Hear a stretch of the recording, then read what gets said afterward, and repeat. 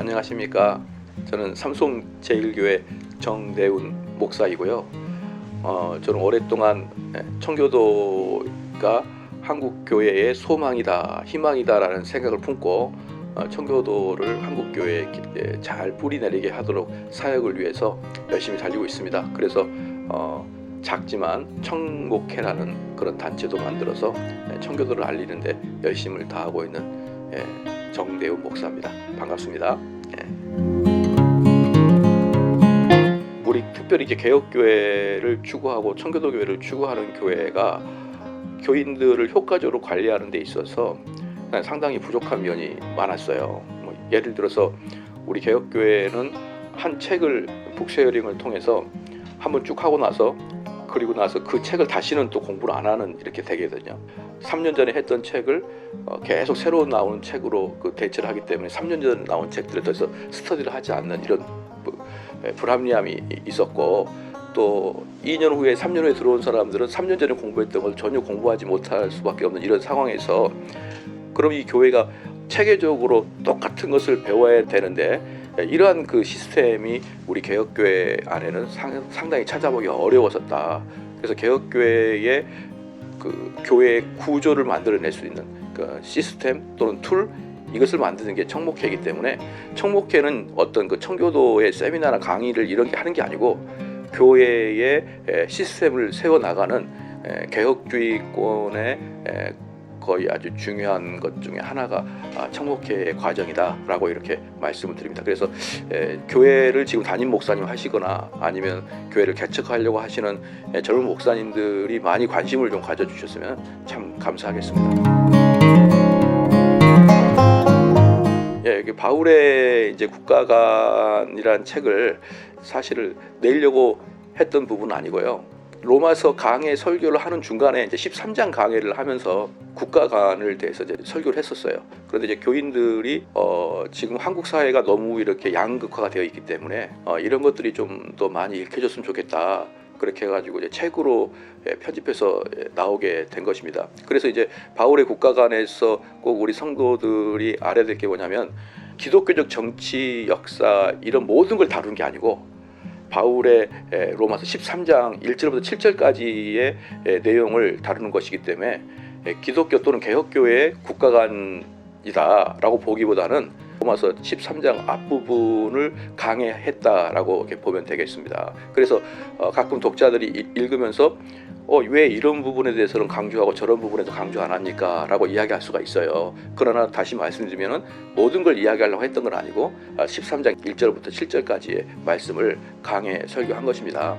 그리고 이제 또 하나가 뭐냐 그러면은 저희가 이제 이 부분을 교회에서 설교하게 된 것도 그렇고 이걸 책으로 내려고 하는 것도 그런데, 왜냐면은 모든 사람들이 교회 안에서 한 형제 자매라고 이야기를 하거든요.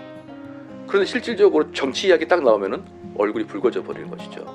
그러면서 이제 교회에서는 정치 이야기를 하지 말자라고 하는데, 저는 이제 그 소리가 뭐랄까 정직하지 않는 소리다라고 생각이 드는 거예요. 그러니까 우린 덮어놓고 가자 이거지 이게 문제가 없다 이게 아니거든요. 그러면은 교회에서 그 목회자들이 정치 이야기를 하기 시작하잖아요.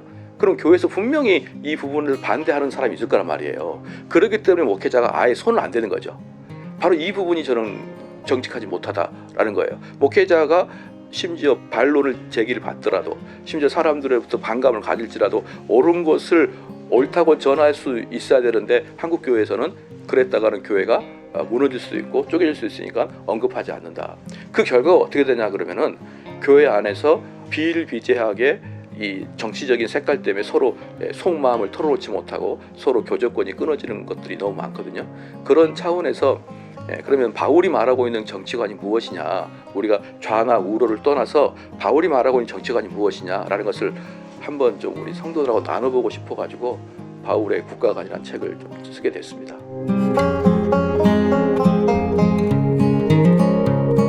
아브라함 카이퍼의 이야기를 좀 빌리면 될 것 같습니다. 영역 주권설이라고요. 하나님께서는 각 영역마다 주권자를 두신 거죠. 주권자를 두셨는데 그건 무슨 뜻이냐 그러면 각 영역마다 독창적인 그 어떤 규제가 있다는 거예요. 독창적인 흐름이 있다는 것이죠.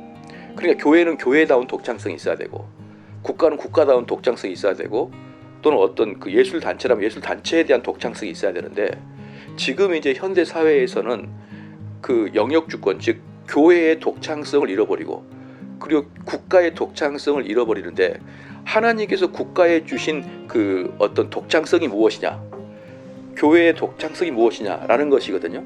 그러면 하나님께서 그 바울에 의하면 국가에 주는 독창성은 뭐냐 그러면은 죄진 자를 벌하라가 국가에 대한 독창성이에요. 죄진 자를 벌하라.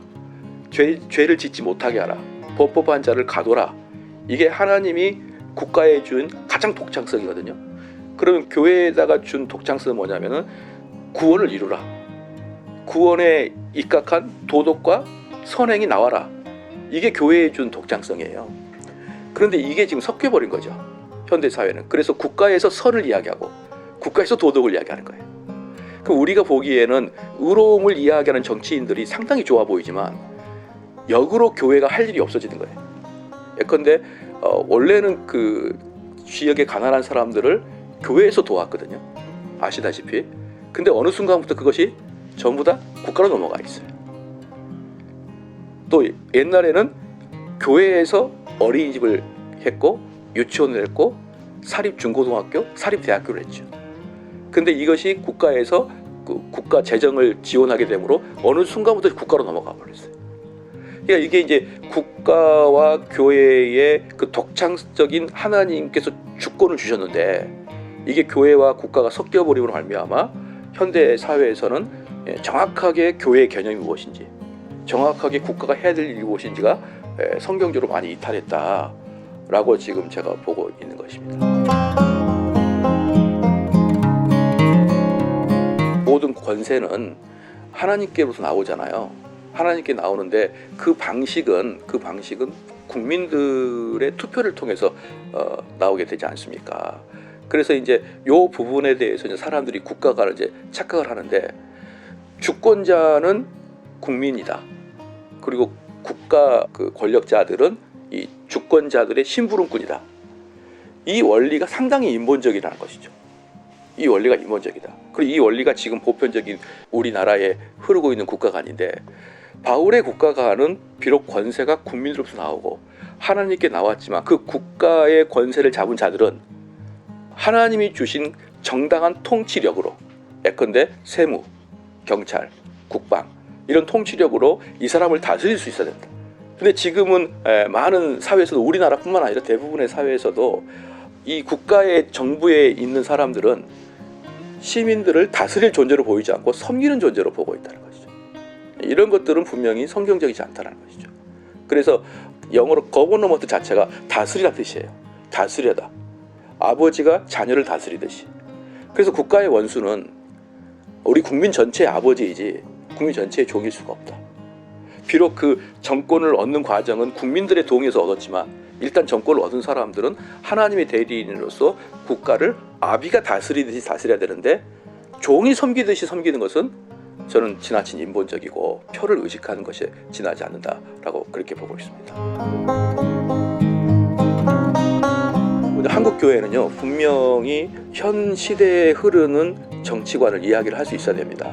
자연스럽게. 왜 그러냐 그러면요 교회에서는 우리가 다 알다시피 기독교적 가치의 결혼관도 이야기하고요 기독교적 가치의 기업가도 이야기를 하고 기독교 가치의 법조인도 이야기하고 의료인도 이야기하잖아요. 모든 분야를 기독교 가치로 재해석하려고 하는 게 교회의 모습이에요. 근데 딱 치외법권이 정치관이에요.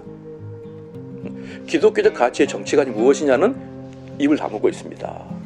그래서 교회에서는 처음에는 반발이 있을지라도 기독교적 가치의 정치관을 꼭 필수과목으로 가르쳐야 된다.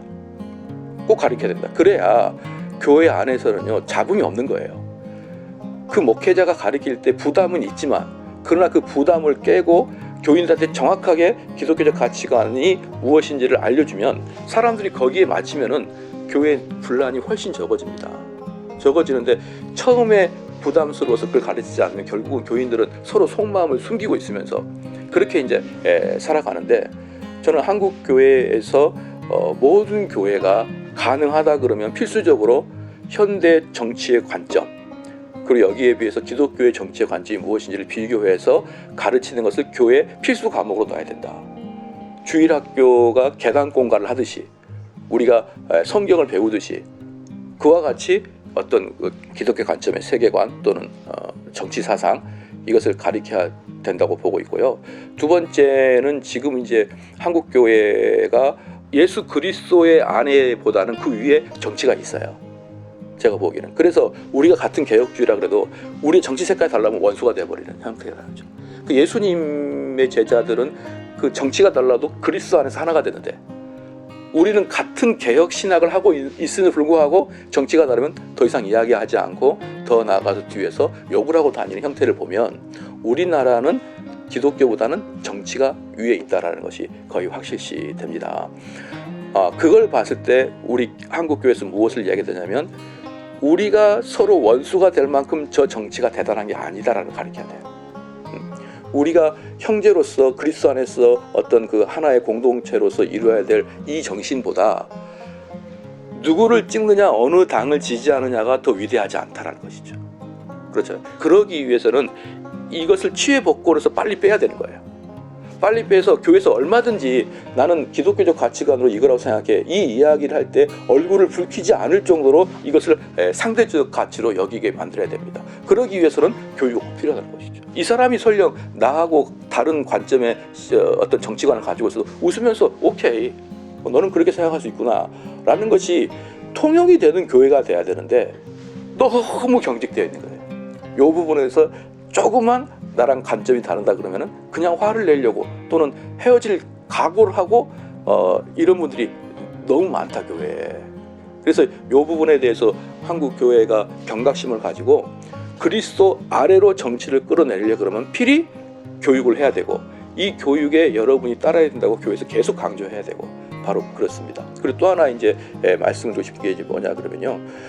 기독교인들이 정치 참여를 개인의 자격으로는 할 수 있어도 교회의 이름과 총회의 이름으로 어떤 그 정치 세력을 만드는 것은 대단히 위험한 것이다. 왜냐하면 우리 주님은 단 한 번도 그렇게 제자들을 모아서 로마에다가 항거하거나 우리의 세금 문제를 이렇게 해달라고 하지 않았거든요.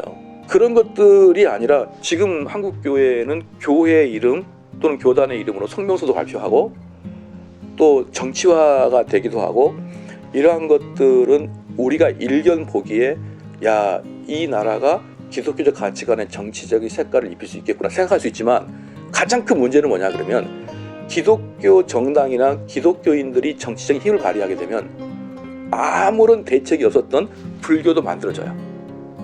이게 없었으면 불교의 정치 세력이 없었을 텐데 이게 있음으로 말미암아 불교도 경각심을 갖게 된단 말이에요. 이게 있음으로 말미암아 유교도 경각심을 갖고 심지어는 누구도 경각심을 갖냐면 무속인들도 경각심을 가지게 돼요. 그 단체가. 왜? 무속인이 우리나라 200만 명이니까. 이러한 것들은 우리나라는 대한민국은 독일이나 서구가 아니에요. 그 나라는 기독교가 전통의 나라고 우리나라는 다양한 종교가 있잖아요. 이런 곳에서 기독교가 힘을 단결해서 모이기 시작한다 그러면 필히 어떻게 된다? 외부 사람들도 힘을 단결하게 돼 있다. 그래서 저는 한국 교회가 교회 이름이나 교단 이름이나 또는 어떤 목사의 이름으로 어떤 정치화 세력을 하지 말고 교회에서 교인들을 가리켜서 교인들이 조용히 정치적인 역할을 감당하면 된다.